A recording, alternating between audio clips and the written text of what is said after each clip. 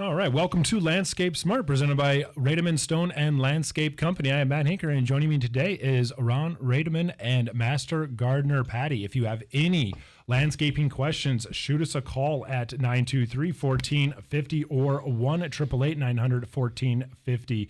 If you can't give us a call, shoot us an email at kfizstudio@gmail.com. Morning, Patty and Ron. How you doing on this somewhat, I wouldn't call it dreary, but overcast, soon to be rainy Saturday morning?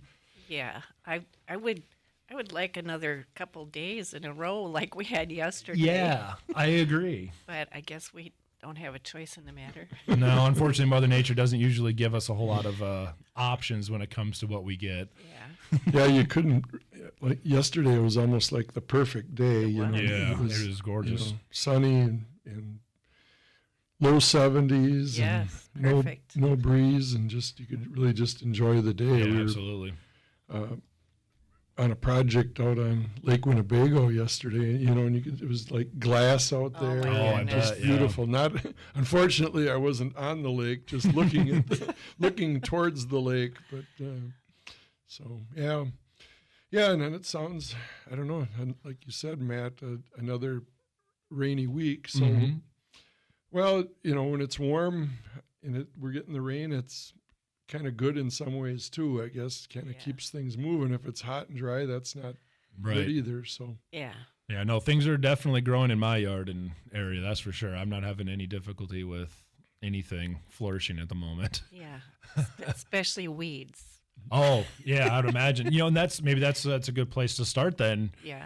Maybe I'd imagine most people, myself included, extra weeds, these are conditions that they can thrive in. Is there anything in particular either you recommend at the moment that, people should be or could be doing to help combat that, all things considered?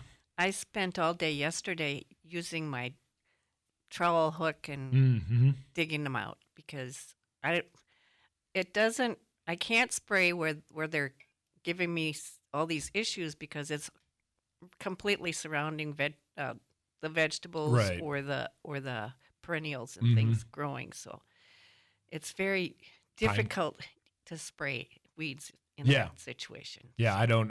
The only ones that I spray are like, for example, I unfortunately don't have a paved driveway or whatnot. So like in my, in the gravel lot where I, the park the car and anything, a lot of weeds like to spread up there. There I'll spray, but yeah, around any of my plants or anything. No, you can't. No, it's you gotta get, like you said, you get in there with your little trowel and start digging. Yep. Start digging and pulling. if you have any chance of that, it was a day like yesterday. Yeah. It was when perfect there day was for like it. zero wind. Yep. So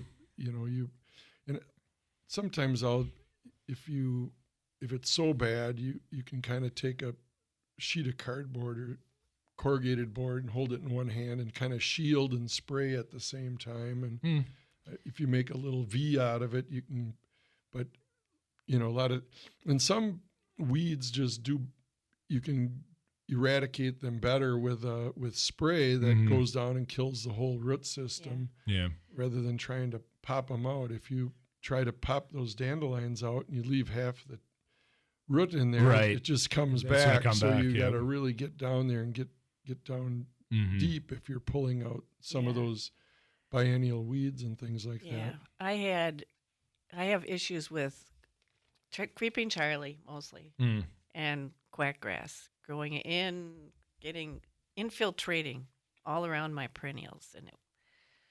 And see, those are it's really impossible to get rid of those, pulling them. You're just, you're never going to get ahead of them. You have to spray. And there's two different products there you have to use, because a good like even a good all around weed killer won't do a good job on creeping Charlie. No. And those you have to use the Yeah. the specialized high, like we do have out at Rademann's. There's it's oxalis, clover, creeping Jenny, creeping Charlie. It'll kill all those off, but you got to spot spray those because you'll never get all the roots on those. And that works. It's systemic. So you spray it on the leaves and it works its way down and kills the roots. And the same thing with quackgrass. but the creeping Charlie killer won't kill the quackgrass either. You have to have a specific grass killer that contains glyphosate. And cleanup is the best. Some of the Roundup products can be confusing because Roundup has, so I don't like to even have Roundup on the shelf because if you grab the wrong one at the wrong day, it can be disastrous. So if you have a distinct weed killer and you have a distinct grass killer, then you don't get confused. So yeah, I remember having to use I used the Creeping Charlie one a few years ago. Even before I built my deck, I had it terrible in my backyard, and it was the only way. I just sprayed it aggressively to get rid of it because it was always this problem that kept coming back every summer. It's like, this is driving me nuts. You still got it though, right? Nope, not at all. No, Stop. Yep, I have got no more Creeping Charlie in my backyard. It's been. I'm gonna come and check. You can. You're more than welcome to. I've got it. It's I've ever since we built the deck essentially, and so obviously I had to because my brother-in-law brought his skid loader to help because we also built a fence, which.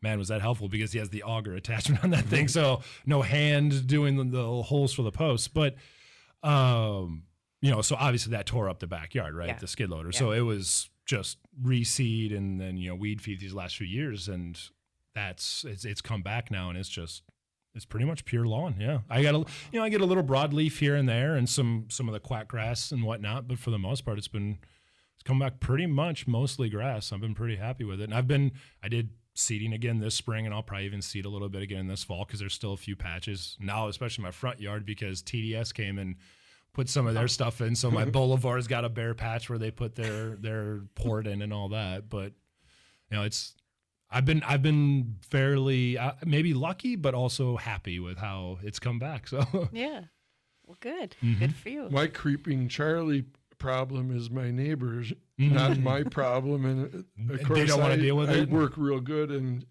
but as soon as I get to the property line, pretty soon, like right now, I had it all taken care of last year, and of course now this year it's back in my yard because I can't quite figure that one out yet. So yep. Well, you could go in his yard and spray it all for him. Yeah, well, there's you do him a favor. I get a new neighbor, so you're just kind of like stepping lightly until you get to know him a little bit better and things like that. You don't want to be the neighborhood know-it-all. Yeah, you don't want to be like walking over. Hey, you got a crabgrass there problem there, Bill. So it's so there's the one. I don't know how to work my way around that problem yet. That's just one of those you got to just kind of. That's more political than in landscape, right? So Rademann's is open, of course, today. I talked to Joe earlier this morning. He said they're full up on deliveries though, so which probably not too good a day for that anyway. By the time you get product, it's going to be a little late. It's going to be showering. It'll be raining on your shredded black dirt, or raining on your garden mix, or whatever you're getting. So, I guess it could rain on bark mulch. That doesn't hurt that. No. But, I've been laying that down under my maple. But yeah, if you're going to have to put off the work part of it till next week if you haven't gotten your orders in yet. So yeah, there was definitely some things I was hoping to get done today, and I'll see where the rain is at when we get done here. If it hasn't, I'll still get home and try to knock them out before it starts. There's a couple. I think we'll have a couple hours here in the Fond du Lac area. I think so too. Out towards Ripon and Green Lake and Dells area, it's already a little too late. Yeah, it looks like they're getting it pretty good already. So. All right. I tell you what, we will go ahead and step away for our first break. You are listening to Landscape Smart, presented by Rademann Stone and Landscape Company. So just a reminder, we are on YouTube. You can do a little search for Landscape Smart Season 24, and we'll pop right up, and you can listen to last week's show, watch last week's show, watch or listen to this week's show as it becomes available. Welcome back to Landscape Smart, presented by Rademann Stone and Landscape Company. I am Matt Hinker, and joining me today is Ron Rademann and Master Gardener Patty. Phone lines are open for any and all of your landscaping and gardening questions, so give us a call at 923-1450 or 1-888-900-1450. Can't give us a call? Shoot us an email at kfizstudio@gmail.com. And Ron, you have something you would like to potentially give away to our listeners today. Is that correct? Well, for those of us, the listeners that have been listening for the last 10 or 15 years, they know that next week is upcoming Walleye Weekend. That's right. And I've been a member of the Lakeside Evening Kiwanis now for well over 40 years. Wow. Dating myself a little bit, but I joined when I was like a kid, you know. Yeah, you're dating yourself even more. But so anyway, the Lakeside Evening Kiwanis together out at Walleye Weekend has, you know, put on the walleye fish fry out there. Mm-hmm. And because I've been involved in Lakeside Evening Kiwanis for so many years, that kind of puts me at the forefront. So I'm not, I'll definitely be there if we're serving fish all weekend.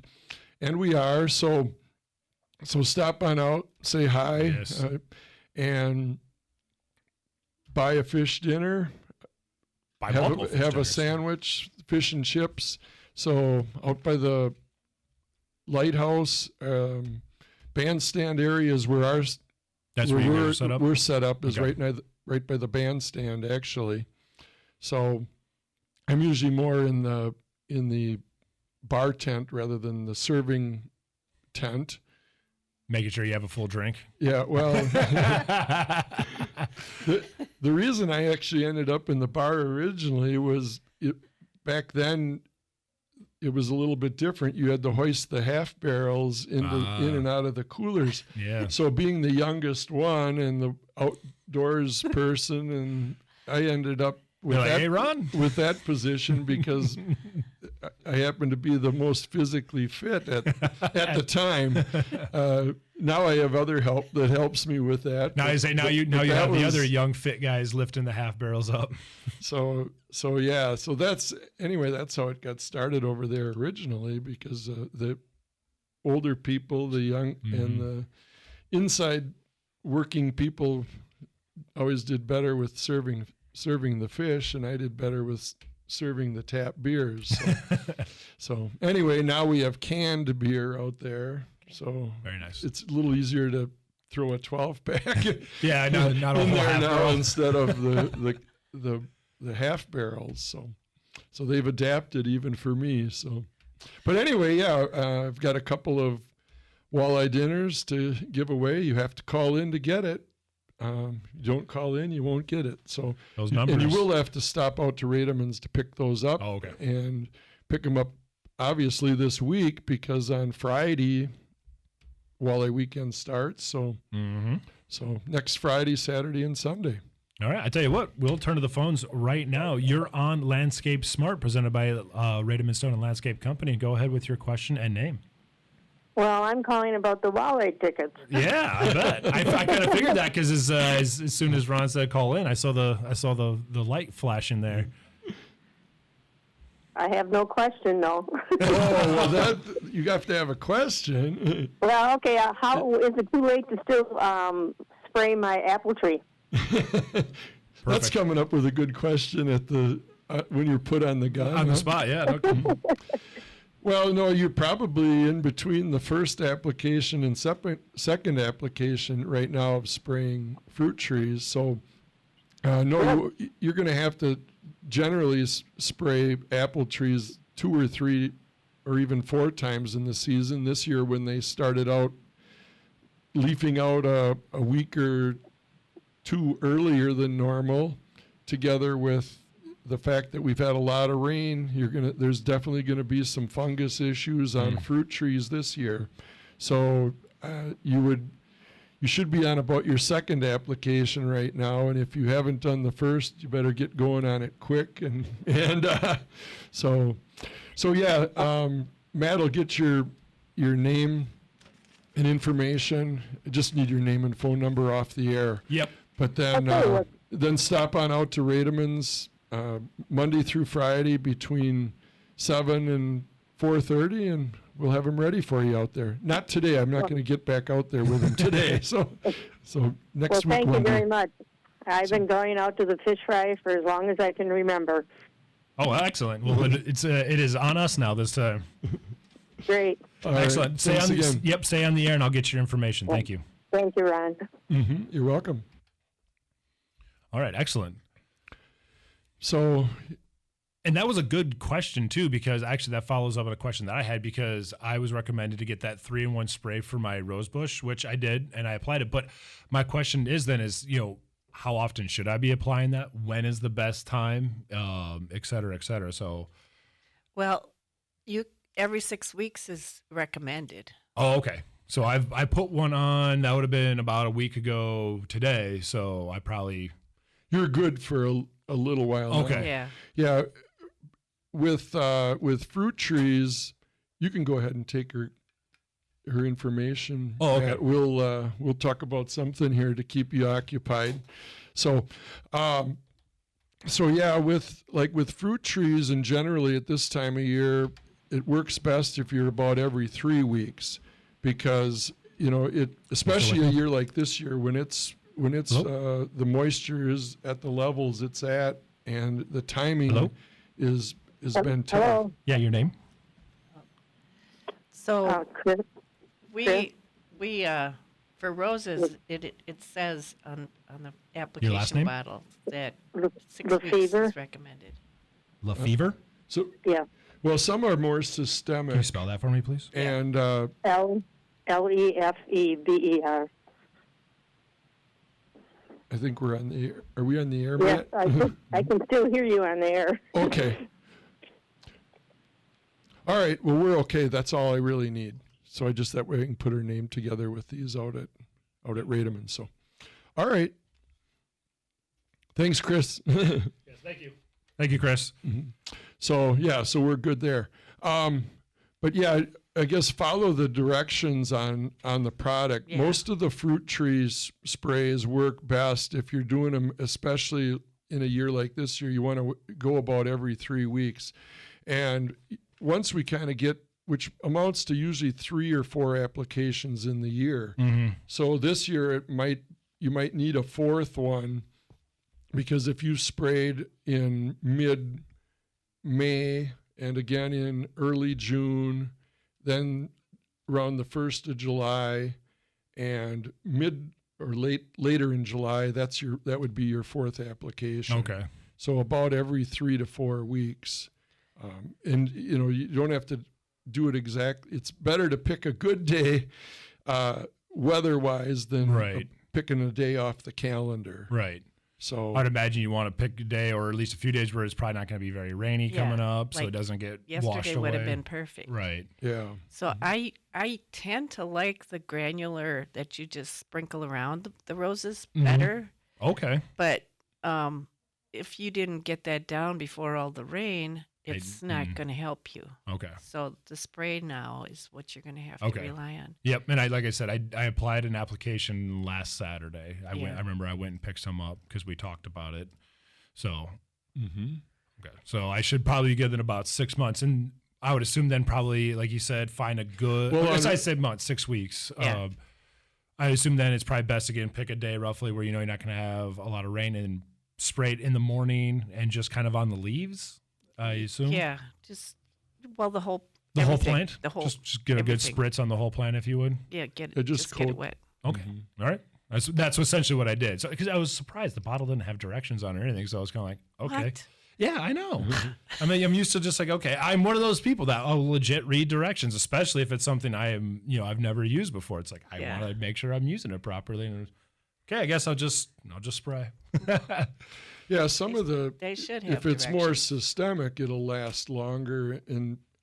But when we're under the type of humidity and the moisture conditions that we're in this year, you're going to want to be at the 3 week You might have to interval. do it 3 weeks. Yeah, you're going to want to be You at the might 3 have to. week interval because and once we get into towards the, again, if you're applying it 4 times, once we get to the end of July or into August, then it doesn't matter anymore then. Gotcha. So if you wait 6 weeks and then you've kind of missed the boat and you're starting to lose, you can't fall behind on fungicides because I would imagine not, yeah. No, they'll spread. Yeah, well, and then you get the spores that are developing and things like that. So it's best to do it every 3 weeks. So. Gotcha. Yeah, and right now the sawfly larvae are probably starting to get already hatching. So that's what decimates my roses every year. Okay. Sawfly larvae. They're just little teeny tiny little caterpillars. You can barely See see them. Yep, and your whole rose bush will have no leaves left. Oh wow. Okay. They're bad. And is there just like a lot? Is there a lot of them? Yes. Yeah. Once they hatch, the whole plant is. And there's nothing you can. Once they hatch, there's really not much you can do about it. No. Oof. So yeah. That's why the systemic works good because it's. And even on like lawn fertilizing, you could be doing that. You could get your step 3 down now already. It's better to do it when we're having the rainy periods than wait till the middle of June. Then it's hot and dry. So put it down a week early right now while your lawn is in good shape, and that'll keep it good, healthy as we get into the hot weather. So if you wait until typically, usually we're saying around June 15th with step 3.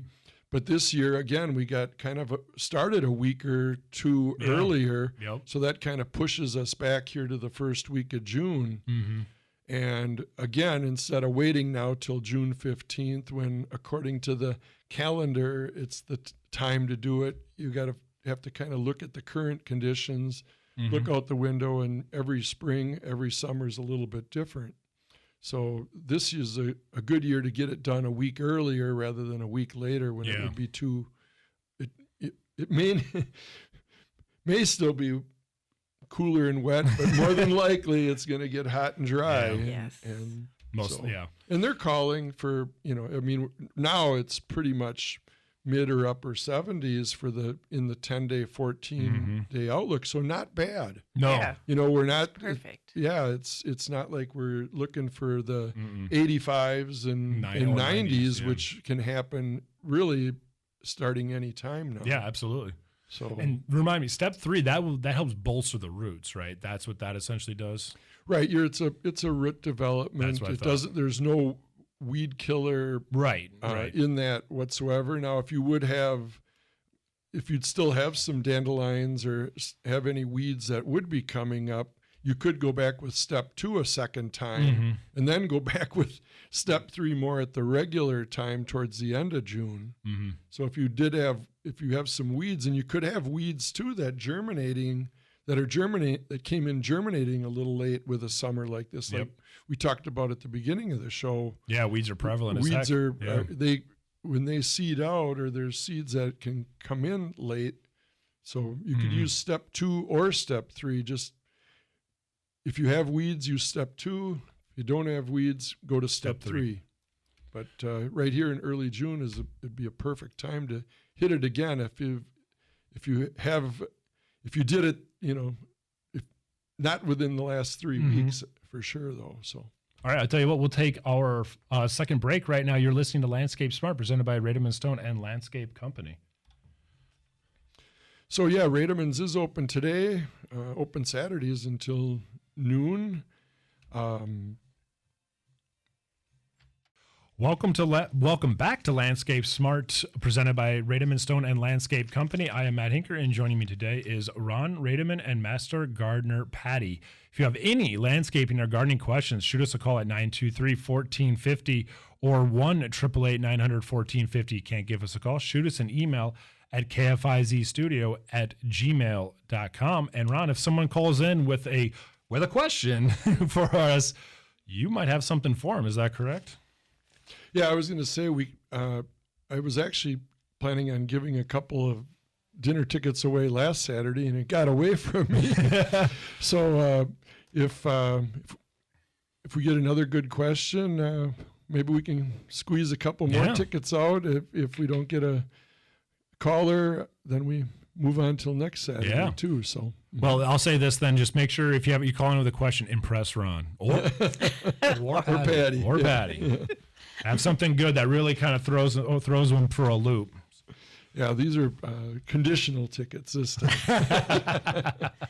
So yeah, Walleye Weekend. Just a reminder, coming up next weekend. Stop on out by the bandstand. Say hi to all the other Lakeside Kiwanians that are out there serving up the fish. Friday evening, get there early because the line builds Friday evening. Saturday, there's usually plenty of time, but it can get busy again too in that 4 o'clock, 5 o'clock, 6 o'clock time frame. So, and Sunday's always a little bit questionable. We can run out of fish. We can run out of potato salads. Some things we do run out of. So sometimes and we don't open the dinners aren't available on Sundays. We only have the walleye sandwiches and the fish and chips available on Sundays. So kind of keep that in mind if you get a couple of tickets, that if you want the dinners, you have to come Friday night or during the day on Saturday. Yep. All right. Well, I'll tell you what, we'll turn to the phone lines right now. You're on Landscape Smart. You have a question for Ron and Patty? Yes, I do. When is the best time to put the drench on, and I forgot the name, for the Japanese beetles, to put that on my grapes? It really did help last year. Well, I like to use, there's some liquid annual tree and shrub that you mix up. That is what I used. Okay, great. And you just put it down once a year. So depending on when you applied it last year, did you put it down in the fall or in the spring last year? No, in the spring. I'm thinking soon, like right now. Yeah, I would get it down right away then. Okay, would it be better now to put it before it rains now so it goes into the ground well? Yeah, because that helps kind of just move it around in the soil. Yeah, because, that way you don't, because when you apply it, you don't really apply it evenly always real well. But once it rains, it kind of moves it around and soaks it down deep into where those larvae are. Okay, so, that's what I wanted to know, because it did work last year. I know it did. Yeah, it makes a big difference. That annual tree and shrub insecticide, that seems to work the best. Okay, thank you very much. I even like to use it on roses and different the shrubs. Right. Besides just food, right? Yeah, your garden. Yeah, it can work. For that matter, it not only works on Japanese beetle, it works on any of those insects that are, harboring or developing underground and then coming and emerging and creating the problems later in the summer. Like the one you mentioned for the rosebush, right? Yeah, it works. Yeah. Okay, that's good. Then I will do that. Thank you very much. Well, excellent. Thank you for the call. Bye. So, yeah, maybe one other thing to be kind of alert to at this time of year, especially when we get a lot of rain, a lot of times it leaches some of the other nutrients out of the soil too. So just kind of watch your trees, watch your shrubs, and if they're a little limey colored, a little lime green instead of dark green, they could use some other treatments. Sometimes they're lacking iron. If you can see the dark green veins, then they should be, and there's different fertilome products. You can kind of use I like to call them more of a cocktail, a couple of different things. You mix them together, apply them, some to the soil, some to the foliage, if you've got problems like that. But I like working with the root systems on those too. So if you're river birch or oak, did get one question, text message with a picture of an oak leaf, and it had the dark green veins this week, and it wasn't really yellow yet, but you want to catch those problems the day before, not the day after there's a problem. So if you can see it coming on, and you can, because you're working with a root system, it takes a while to get down in there to work through the roots into the up into the foliage. So I had shrub and peonies that were doing the yellowing already. Oh, well, and and sometimes it could just, if it's just yellowing, it can be from too much moisture again too. Yeah. So you have to be a little alert to that. If it's in a wetter area, it can just be, you know, yellow for that reason. All right, I tell you what, we'll turn right back to the phone lines. You're on Landscape Smart with Ron and Patty. What's your name?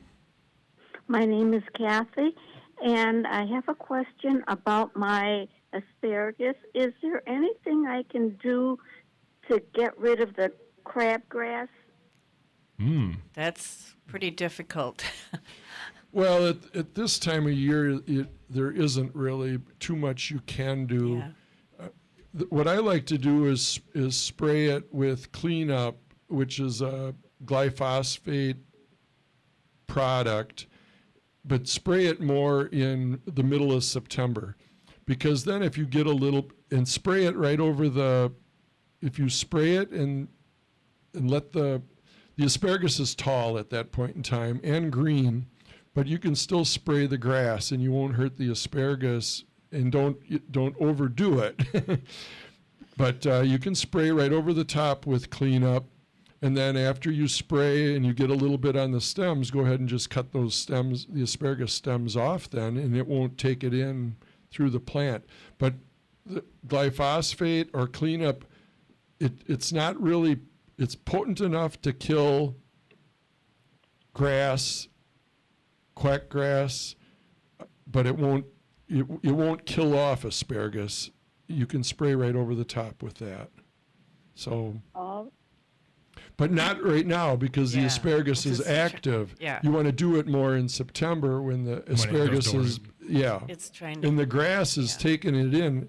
Quackgrass at that time of year is storing things up into their storing the nutrients and putting it into their root system. So by spraying more like the middle of September with those, it's sucking it in rather, and you can use it even on the lighter side. For the most part, if you're putting an ounce per gallon, or there's different formulations there, but it'll say 1 to 3 ounces per gallon or something along those lines. Then just use the 1 ounce per gallon, not the 3. You won't need 3. You don't need it. So, save your money and it'll kill it. Yeah. At that time of year. Now you spray it this time of year, you're going to, quackgrass, it takes 2 or 3 applications at the higher rate at this time of year. But at that time of year, spraying over asparagus would be fine. So. Okay, and the product is cleanup. Cleanup. That's what I like to use, because that's got, it has the glyphosate as a major ingredient. That's the main ingredient that kills grass. So cleanup. Okay. Cleanup, it spells with a K. K-L-E-E-N-U-P. Cleanup. Okay, thank you. Yep, thank you for the call. Okay, Bye. bye-bye. Plenty of callers calling in here now. We'll run back to the phone lines. You're on Landscape Smart with Ron and Patty. You have a question? Nope. We'll turn to the next phone lines. You're on with Ron and Patty and Landscape Smart. You have a question? Yeah, I would like to know if you still can plant sunflower seeds like the Evening Star or the American Beauty or the Lemon Queen. Sure, you can plant anything right now. It's perfect time for planting anything. Yeah, it's some of these things. It seems like we're late into the season. No, we're not. But it's still only June 1st. Right, And, some like years June 1st is, we're just getting started. Yeah. And some years like this year, we've already had a month of good seeding. But no, you're still okay. In fact, this is perfect timing for all those types of things that like to have the warmer soils, like your tomatoes and your peppers. This is the best time to plant those. So and cucumbers and squash. They love warmer garden soils. So Okay. Also, for the fish tickets. Yes, are you interested in those? Yes. Sure. Okay. If you stop on out to Rademann's next week, Monday through Friday before 4:30, I'll have a couple set out for you. Matt will get your. I'll get your name and number here. We're going to take a quick break, so don't go anywhere, and you just stay on the line, and I'll get your name and number. Okay. All right. Thank you. And in fact, I tell you what, we'll take that quick break right now, so don't go anywhere. You're listening to Landscape Smart, presented by Rademann Stone and Landscape Company. So yeah, just a reminder, Rademann's is open today, open till noon today, Monday through Friday till 4:30. We're just 3 miles south of Fond du Lac, and you can take Highway 41 or Highway 175 south out of Fond du Lac, north from Lemira, and we're just east on County Trunk B, about a quarter mile. And welcome back to the final segment of Landscape Smart, presented by Rademann Stone and Landscape Company. I am Matt Anker, and joining me today is Ron Rademann and Master Gardener Patty. Phone lines are open for any and all of your landscaping and gardening questions, so give us a call at 923-1450 or 1-888-900-1450. Can't give us a call? Shoot us an email at kfizstudio@gmail.com. And actually, looking at the email box inbox, it looks like we actually do have an email and a question, so it's perfect. Ron or Patty, is there a disease that affects an iris? Some of the leaves turn brown and the blossoms too before they open. I had one plant last year, and now it is affecting more that are right by the one last year. Is this a disease that affects the iris? How do I treat it? From Maureen. Okay. Well, the iris are very famous for getting an iris borer, and it gets in the root system. You can tell when it's starting to affect them, because it gets little brown splotches starting at the base of the leaf and going up. The only thing you can do for that is dig it out and check the roots, the tuber. They're actually like a tuber, and to cut off all the parts of the root system that have. You can see the holes where they've been in there. Yep. And cut that all away, and then replant the good sections. So I don't know if there's anything you can use chemically on that thing. Right. It sounds like it's just some tedious work to get in there and do some pruning. I mean, maybe something systemic could work on that, but I've never tried anything.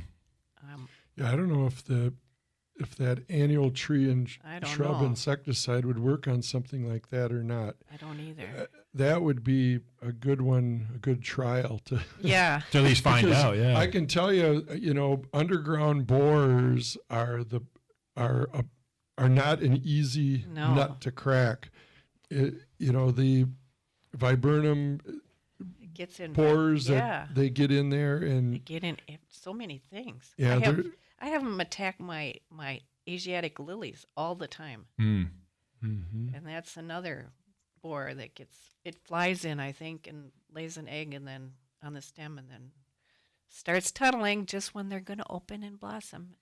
Yeah, those borers as a rule, and that's kind of one of the problems with emerald ash borer and the other borer problems, because they burrow inside. You can't spray anything inside to get them, because the insect is in underneath in this case, in the bulb, in the tuber, underground. There, you can't get a chemical in there to get them.